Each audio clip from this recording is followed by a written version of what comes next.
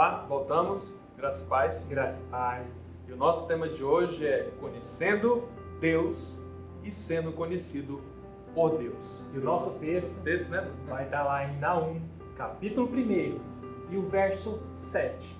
Acompanhe comigo. O Senhor é bom, é fortaleza no dia de angústia e conhece os que nele se refugiam. Amém. Amém. Olha, esse profeta Naum, nós queremos aqui abranger rapidamente, Bruno, sobre um contexto histórico para você se situar sobre o tema de hoje, ok? Então, o profeta Naum é um dos profetas menores, que a Bíblia fala, né? E ele então profetiza aqui uma situação bem complicada, Bruno. Meu Deus!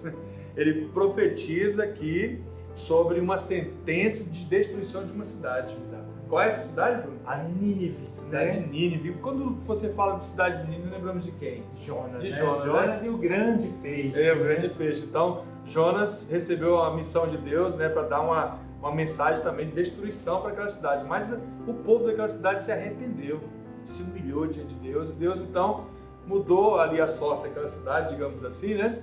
Então, Deus fala para Jonas que é para ele não mais dar sentença de morte. Ele fica indignado e acontece tudo que nós já sabemos, que ele vai parar na barriga de um grande peixe, né? E depois, então, Deus levanta lá para falar, ele vai e fala e tal. O certo é que naquele momento de Jonas, a cidade de Nínive não foi destruída. Exato. E aí, então, passou-se 150 anos depois, entra então o profeta Naum.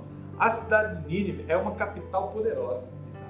É uma capital de um grande império e de um império, assim, destruidor, avassalador. Fortíssimo. Grande exército, grande expansão. Exatamente. Império Assírio, que foi um império que dominou muito tempo. E eles eram carrascos, eles eram ruins, sanguinários mesmo, né? Faziam mal para o povo de Deus, para todos os outros lugares, as nações que ele invadiram. E era um povo assim tão avassalador e mesmo depois deles terem se arrependido, na época de Jonas, eles voltaram a fazer o que era mal. Continuaram a praticar o que não era agradável aos olhos do Senhor. Então, por isso que veio a sentença através de Naum, né? Exatamente. E outro detalhe, era tão forte a expansão do Império Assírio sobre todas as regiões que chegou até o povo de Israel, o povo de Deus. E quando eles atacam com muita velocidade, violência. Muita violência. Eles matam mesmo, sem pestanejar.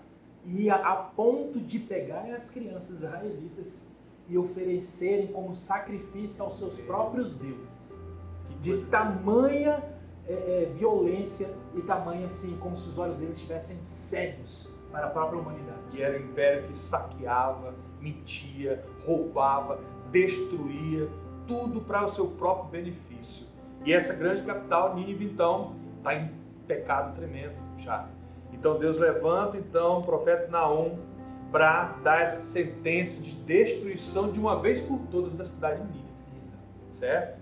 Então, é nesse contexto todo que nós estamos falando. Se você ler o capítulo todo, né, os 3 capítulos desse livro de Naum, você vai perceber que a partir do capítulo 2 só se vê destruição, só se vê morte, só se vê derramamento de sangue. Muito complicado. E de fato aconteceu em 630 mais ou menos antes de Cristo, que veio essa profecia. E aí uns 20 e poucos anos depois, lá para 612 mais ou menos antes de Cristo, acontece justamente essa sentença, essa profecia, essa visão de Naum. E a cidade então é destruída e ela é varrida da história por um longo tempo. Depois de muito tempo se descobre ela debaixo de escombros apenas. Alguns séculos para trás aí, né, os arqueólogos em uma escavação descobriram uma cidade. Quando foram investigar, descobriram o que era Nínive, que passou todo esse tempo, todos séculos descoberta, porque realmente o império por inteiro e a cidade de Nínive caiu por terra, por causa que Deus deu a sentença neste momento. E pastor, e no meio de toda essa turbulência, essa violência, o povo de Deus estava no meio, sofrendo tamanha violência. E não só no dia da invasão, mas também posteriormente. E todo esse mexido, toda essa violência em cima do povo de Israel, Deus estava no meio. E perceba que o quê? Deus não retirou o povo dele. O povo está todo no meio de tudo isso, né? Exatamente, muita opressão, morte, as pessoas vendo os próprios filhos sendo sacrificados, parentes, próximos, amigos sendo mortos a fio de espada. E no meio de tudo isso, o profeta Nahum vem dizer o verso 7. O Senhor é bom, Aleluia. é fortaleza no dia da angústia e conhece os que nele se refugiam. Aleluia. É tremenda essa palavra. No meio de toda a confusão, de toda a destruição, de toda a guerra, ele se levanta para falar, que é o primeiro ponto que nós queremos falar, que é a bondade do Senhor, que o Senhor é bom, que ela é uma âncora para a nossa esperança. Aleluia. Que coisa maravilhosa. Ou seja, o Senhor é bom. Ele é bom em todo tempo para você. Ele é bom para você. Nunca se esqueça disso, que o Senhor é bom. E a graça dele está sobre nós. Exatamente.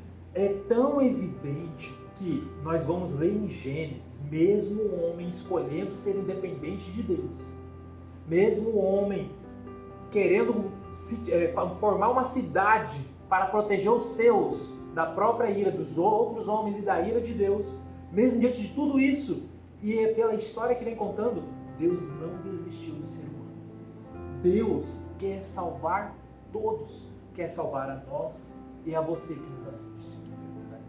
Porque Deus é tão bom, porque até a bondade de Deus alcança até os ímpios. Alcança aqueles que são realmente piedosos, mas alcança os ímpios, porque o sol nasce sobre todos, né? A chuva cai sobre todos, né? A riqueza está para todos, então o Senhor é bom até para aqueles que não são o seu povo, que são ímpios, que praticam o mal, e o Senhor é bom em todo tempo. Amém? Deus é bom. E a segunda coisa que nós vamos perceber, que Ele é o socorro, que a gente vai falar, é fortaleza no dia da angústia. Então Ele é o socorro de Deus é uma âncora para a sua paz, para a nossa paz. Que coisa maravilhosa. Ele é fortaleza, Ele vai falar no dia da angústia. Qual é a sua angústia, né? E Ele caminha conosco. A gente vai perceber que ele nessa invasão dos assírios, toda essa questão que o povo de Israel estava no meio, nós às vezes estamos sofrendo tantas violências, e às vezes não só violência física, mas opressora de leis, opressoras de outras pessoas, palavras, todo o sistema que jaz do maligno, às vezes nos oprimindo, mas o Senhor é a nossa fortaleza. Deus não nos abandona. Exatamente. Ele faz presente o socorro. Ele faz levantar do nada um escape para nós e para você. E nós precisamos entender que nem sempre Deus vai nos livrar da situação que nós temos que passar, né? Exato. Por exemplo, nós vamos lembrar aqui de uma situação de 3 homens que foram jogados numa fornalha de fogo. E Deus permitiu que eles fossem jogados. Então, eles tiveram que passar pelo fogo. E é no fogo que Deus dá o livramento. Aleluia. Porque Ele é fortaleza, Ele é o socorro bem presente, né? No dia da angústia sua e minha. Que coisa maravilhosa. Então, nós vamos ver essa história de Sadraque, Mesaque e Abednego, né? Eles não adoram a imagem que foi colocada para adorar, certo? E eles então têm a sentença de serem jogados numa fornalha acesa muito mais vezes, né? E lá tem uma quarta pessoa que está lá, queima-se as amarras deles, mas não se queima um fio de cabelo sequer. Eles passam pelo fogo, às vezes nós estamos no deserto, às vezes estamos passando pelo fogo, no meio da tempestade, é no meio do fogo, é no meio da tempestade que o Senhor é fortaleza, que Ele é o socorro bem presente, é que Ele te livra. Aleluia. É isso. Mesmo quando somos infiéis, Deus não é infiel, Ele é um socorro bem presente. Aleluia. E o último ponto, ele fala aqui no texto, e conhece os que nele se refugiam. Olha, o Senhor conhece você. O Senhor conhece cada um de nós. O conhecimento de Deus, ela é uma âncora para que nós tenhamos segurança eterna e poderosa, porque o Senhor conhece os que são seus. Ele conhece aqueles que se refugiam. Tem um momento que eu estou lembrando, Bruno, que Jesus olha para Jerusalém ele chora ao olhar Jerusalém, ele diz quantas vezes que eu quis, né? Ajuntar vocês como um pintinho, né? Como uma galinha que junta seus pintinhos, né? Ali como protege e tal, mas vocês não reconheceram o dia oportuno, o dia do Senhor, a vinda do Messias, não reconheceram. E ele chora, Jerusalém que mata os profetas. Deus é aquele que conhece os seus queridos, aqueles que se refugiam nele, aqueles que têm segurança nele. Ele conhece a sua dor, conhece o nosso sofrimento, a angústia, a opressão do sistema mundano, do que jaz do maligno, que está sobre o seu povo, que está sobre nós. Ele conhece a sua dor, aquilo que você está passando, então você precisa se refugiar nele, você precisa também conhecê-lo, porque se ele nos conhece, Bruno, nós precisamos também conhecer.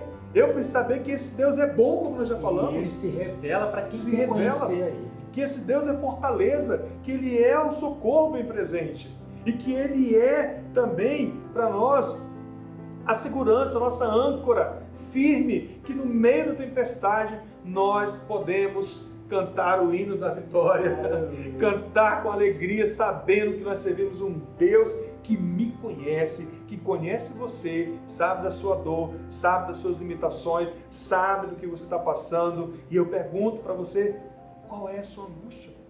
Em quem você se refugia? Em quem você confia? Você confia na lei do homem? Na política? No Bolsonaro? Você confia nos políticos? Você confia em quem? Na sua mãe, no seu pai, no seu salário, na empresa que você trabalha, no governo que você trabalha? Qual é a sua confiança? Em quem que você busca socorro? Em quem que você refugia quando você está angustiado, quando você está passando por lutas? Quem é? O Senhor conhece você. Exato. E Ele é uma segurança inabalável.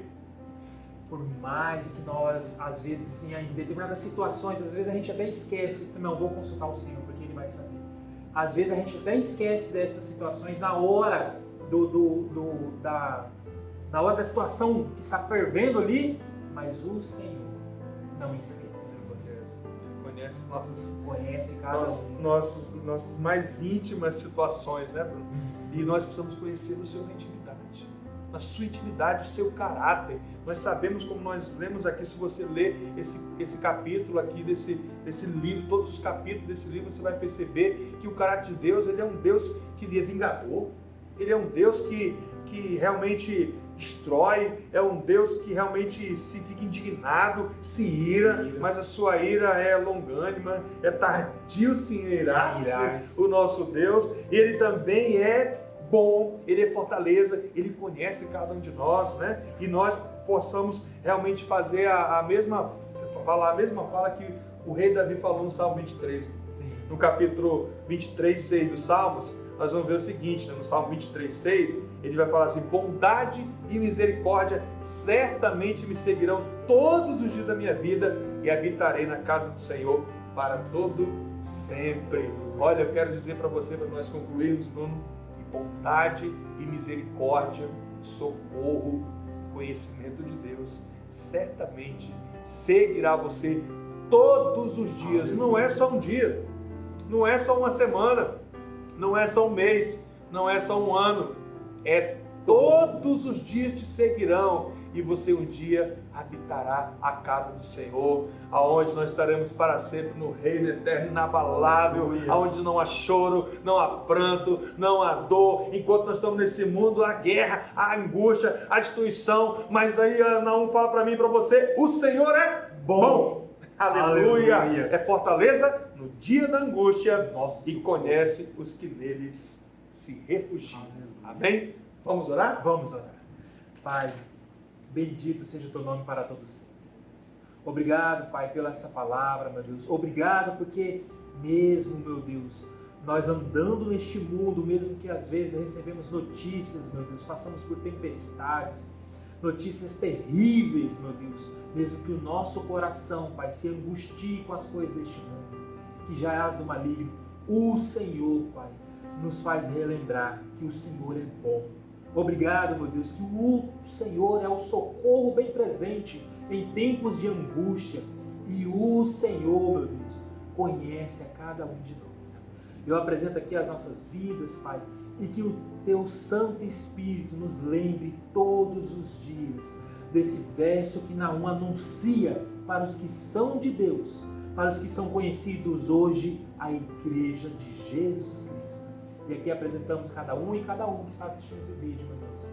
Diante do altar da Tua graça, que o Senhor também possa fortalecer essa certeza, a Tua palavra no coração deles, meu Deus. E aqui oramos confiados no nome de Jesus Cristo. Aleluia. Amém. O Senhor te abençoe e até a nossa próxima Palavra Oportuna.